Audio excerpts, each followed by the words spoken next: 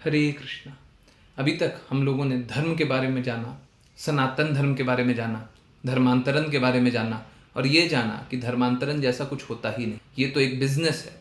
पर प्रश्न तो ये है कि जो लोग धर्मांतरण के चपेट में आ गए, जो लोग धर्मांतरण के चंगुल में आ गए, उनको कैसे बचाया जाए। तो इस पे एक बड़ा सरल सा प्रश्न मेरा भी है। जब कोविड आया था तो हम लोग कैसे बचे थे। कोविड आया था तो हम लोगों ने पहले तो अपनी इम्यूनिटी बढ़ाई थी, आंतरिक रूप से मजबूत हुए थे, प्रोटेक्ट किया था अपने आप को, और दूसरा बाहरी रूप से प्रोटेक्ट किया था, मास्क पहन करके जाते।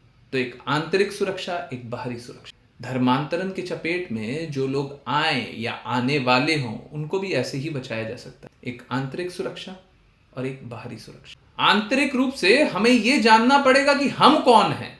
अगर सब कोई भगवान कृष्ण की कही गई बातों का पालन करे तो वो हमेशा प्रोटेक्टेड रहेंगे, कभी भी भटकेंगे नहीं। सब प्रॉब्लम तब होती है जब हम शास्त्रों को जानते ही नहीं। परंतु कष्ट तो ये है कि कोई सत्य बताता ही नहीं है और किसी को पता ही नहीं है। अब जब सत्य पता ही नहीं होगा तो फिर क्या होगा। फिर बाहरी लोग आएंगे और आपके शास्त्रों को गलत रूप से प्रस्तुत करेंगे और फिर बोलेंगे, अरे तुमको तो दलित बताते हैं, हाँ तुम दलित बनकर के जीना चाहते हो, आओ तुम यहाँ पे, तुमको धन भी देंगे।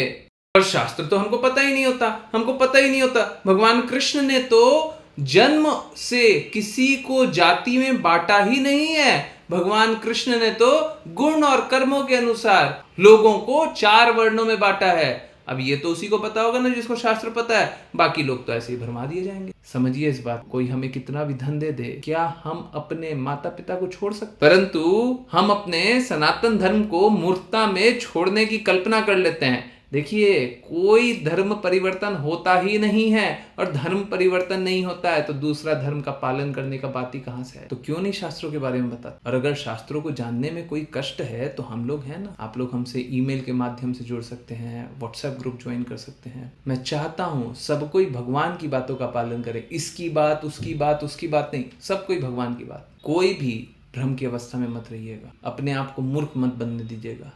देखिए, हमारा हमेशा दायित्व ये होना चाहिए कि हम द्वेष करने वाले लोगों से अपने आप को बचाएं। लोग तो द्वेष करेंगे परंतु हमको बचाना है ना। आप चाहते हैं कि आप दूसरों को भी बचाएं तो ये वीडियो सब तक पहुंचाइए ना, है ना।